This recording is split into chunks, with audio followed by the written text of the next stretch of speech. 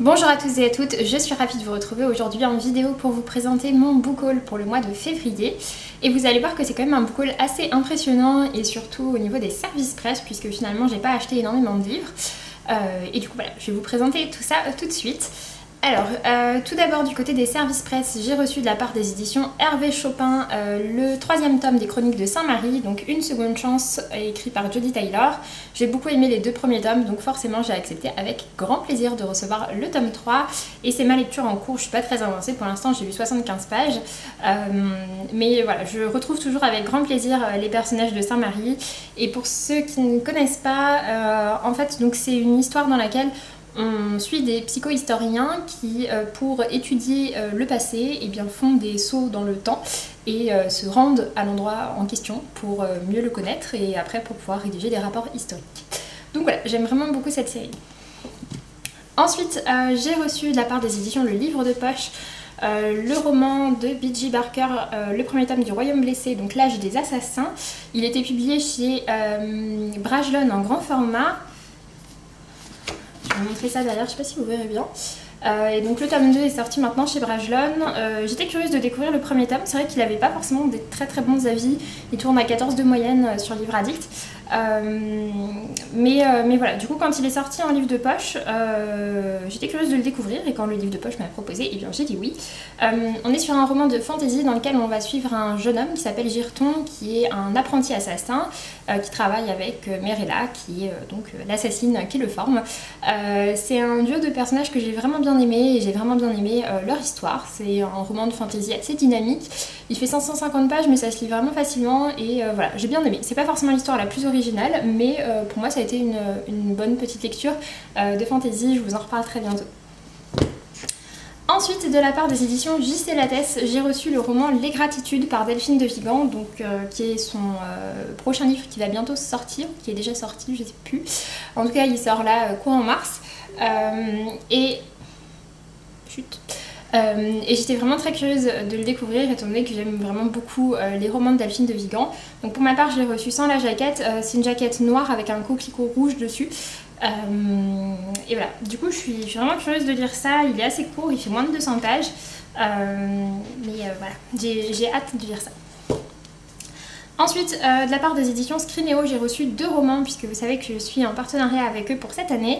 J'ai reçu en début de mois Le Cirque Interdit, écrit par Célia Flo, aux éditions Scrinéo. On est sur un roman futuriste dans lequel les assurances ont pris le contrôle et notamment elles prônent une vie sans danger, sauf que dans cette France-là futuriste, il y a toujours le cirque qui forcément du coup n'est pas très bien vu et qui a créé sa propre compagnie d'assurance et nous on va suivre un personnage, le personnage de Maria, qui est envoyée par la grande compagnie d'assurance dans le cirque pour essayer de les espionner un petit peu, sauf qu'on va découvrir toute son histoire par rapport à ça. C'est un roman que j'ai déjà lu et je vous en parlerai prochainement dans un point lecture.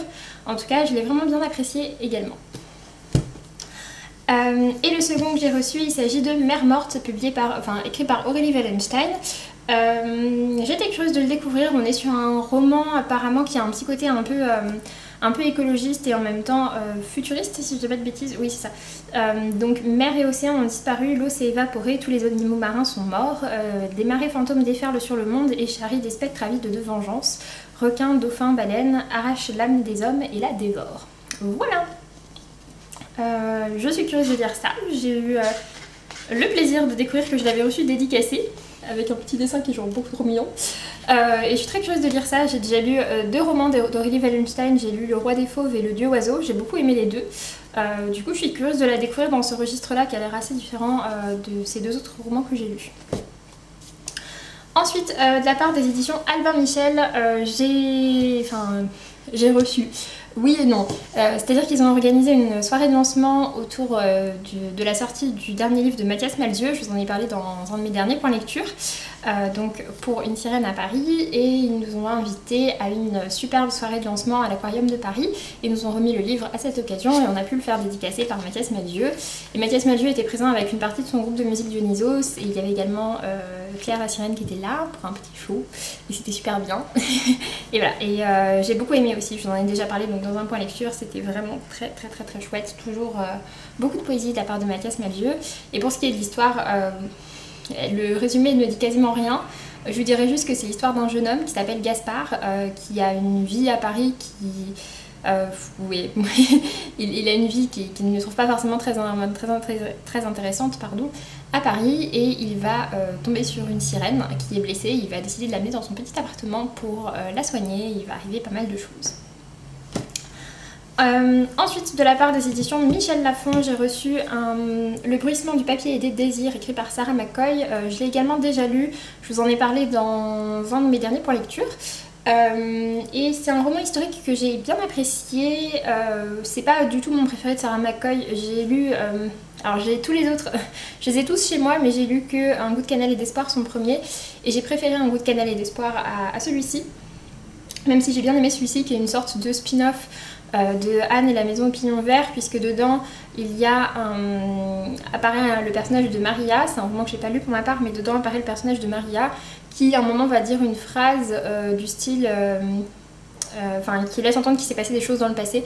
Et voilà, en fait c'est cette phrase là que Sarah McCoy a décidé de creuser pour inventer l'histoire qu'il y a derrière cette phrase. C'est un récit qui parle de féminisme, qui parle d'une vie menée comme on l'entend, pour les causes qu'on entend et pas forcément comme la société le voudrait. Et voilà, ça a été une chouette lecture pour ma part, mais c'est pas forcément une lecture hyper marquante. Ensuite, j'ai reçu de la part des éditions Le Cherche-Midi, Toute la ville en parle, écrit par Fanny Flagg. Je ne l'ai pas encore lu celui-ci. Donc c'est l'auteur de Beignets de tomates vertes que je n'ai pas lu, que j'ai dans ma pile à lire depuis des années. Et j'ai lu par contre d'elle Nous irons tous au paradis, qui était l'un de ses derniers, que j'avais bien aimé. Et j'en ai aussi d'autres dans ma pile à lire, voilà. Mais en tout cas, je suis curieuse de le découvrir. Je sais pas, ça me tentait bien. Ça se passe... Alors c'est l'histoire d'un petit village du coup de 1889 à nos jours. Et ça se passe dans le sud. Du coup, voilà, je pense que ça va aussi parler de plein de choses intéressantes. Voilà, ça me tente bien.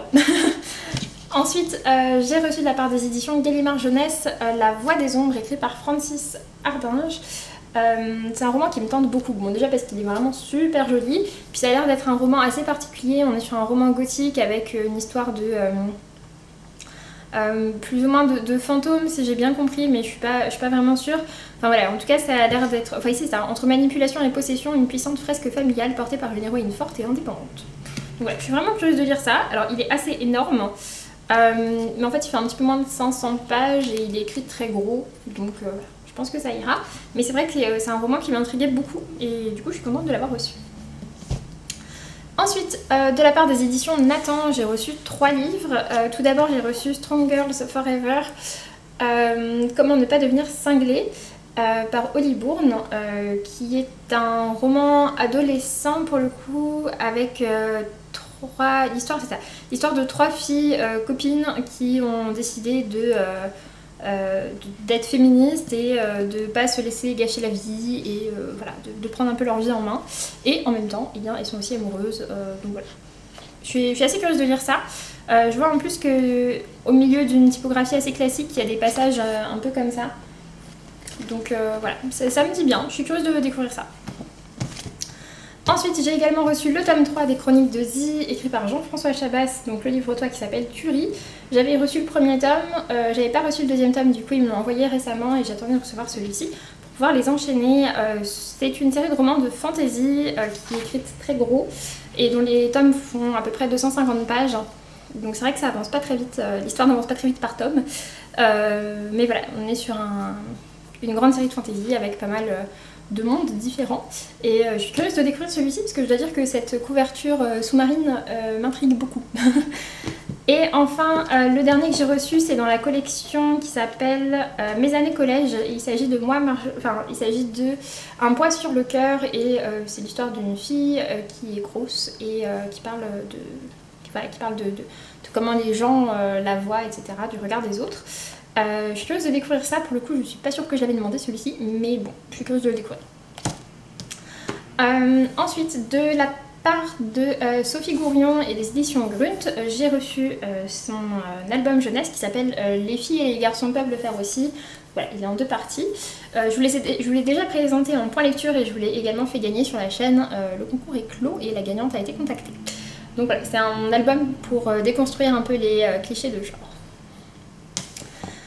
Ensuite, de la part du site lecteur.com, j'ai reçu 2 ouvrages. Tout d'abord, j'ai reçu le roman Winter is Coming par Pierre Jourde. C'est un roman que j'étais curieuse de découvrir puisque ça raconte, ça évoque la dernière année de la vie d'un des fils de Pierre Jourde et du coup ça parle de deuil, d'amour paternel, etc. C'est un roman qui est assez court, il fait 150 pages à peu près et je suis curieuse de le découvrir. Et le second que j'ai reçu, il s'agit de la bande dessinée Edmond par Alexis Michalik et Léonard Cheminot, et donc c'est inspiré d'un livre. Et donc ça parle de l'histoire de Cyrano de Bergerac et d'Edmond Rostand. Donc voilà. Sinon la couverture normale, si on peut dire ça, c'est celle-ci. Mais ça a été adapté au cinéma, si je dis pas de bêtises. Au théâtre au départ et au cinéma ensuite. Mais puis c'est tout qui se sauve. Donc voilà pour les réceptions, donc il y en a quand même pas mal. Et du côté des achats, alors en librairie j'ai acheté 2 sorties du mois de février. Je me suis procuré le tome 6 de The Promised Neverland, je l'ai déjà lu, je vous en ai déjà parlé, j'ai beaucoup aimé ce tome-ci à nouveau. Et voilà, du coup comme d'habitude maintenant j'attends le tome suivant. Et je me suis également procuré Vicious par Willy Schwab, donc son dernier roman qui traite d'une histoire de méchants, de brigands, je crois. Et ça me dit vraiment bien parce que j'ai beaucoup aimé la série Shadow of Magic. Du coup je suis curieuse de découvrir ça. J'ai vu aussi bien de très bons avis que des avis beaucoup moins bons. Du coup je me ferai mon propre avis. Ensuite, je vous en avais parlé, je crois, j'ai souscrit à une sorte d'abonnement qui était proposé par les moutons électriques. C'était un projet Ulule en fait qui s'appelait Financer le futur des moutons électriques et qui proposait de payer en fait pour recevoir toutes les prochaines parutions ainsi que pas mal d'autres livres exclusifs, etc. Et je trouvais que le tarif était assez intéressant par rapport à tout ce qu'on allait recevoir. Donc voilà, puis j'avais envie de soutenir un peu cette maison d'édition que j'aime beaucoup. Et du coup j'ai reçu un premier colis qui contenait les premières sorties, donc celles de février essentiellement. Tout d'abord à l'intérieur il y avait 2 tomes d'une série, je ne sais pas si elle est finie la série ou pas. Opération Sabine et Opération Jabberwock. C'est écrit par Nicolas Texier, ce sont des histoires d'Uchronie, de magie et d'espionnage. Pour le premier, et le deuxième c'est marqué Uchronie, Arthuriade et Western. Donc voilà, avec je pense que j'imagine qu'il y a différentes époques et des enquêtes à résoudre. Donc voilà, je suis assez curieuse de voir ça, ils disent que c'est assez drôle, donc voilà, je suis vraiment curieuse, je l'avais vu passer plusieurs fois. Celui-ci était sorti sous une autre couverture avant, donc voilà. Et j'ai également reçu donc, la sortie poche de Mathieu Rivero, Or et Nuit, chez Helios. Celui-ci pour le coup je l'ai déjà lu, je pense que je vais l'offrir. Je l'avais lu en grand format, j'avais beaucoup aimé. Et j'ai également reçu Bleu Puzzle par Nathalie Do, qui est une nouvelle d'à peu près 80 pages, qui me tentait vraiment bien. Là, il n'y a pas de résumé marqué, et je dois vous avouer que je me souviens plus trop. Mais quand j'avais lu le résumé, en tout cas, ça m'avait bien donné envie. Et pour finir, j'ai donc fait mon achat trimestriel chez François Dire et je me suis procuré En attendant Bojangles par Ingrid Chaber et Carole Morel. C'est l'adaptation donc du roman d'Olivier Bourdeau. J'ai déjà lu le roman d'Olivier Bourdeau que j'avais bien aimé et j'ai entendu vraiment de bons avis sur cette adaptation. Du coup, je me suis dit que ce serait l'occasion de la découvrir. Sur ce, j'en ai donc fini avec cette vidéo, j'espère que ça vous aura plu. N'hésitez pas à me dire si vous avez lu certains de ces livres ou si vous en avez aussi dans votre pile à lire. Et puis pour ma part, je vous laisse et je vous dis à très bientôt pour une prochaine vidéo. Salut!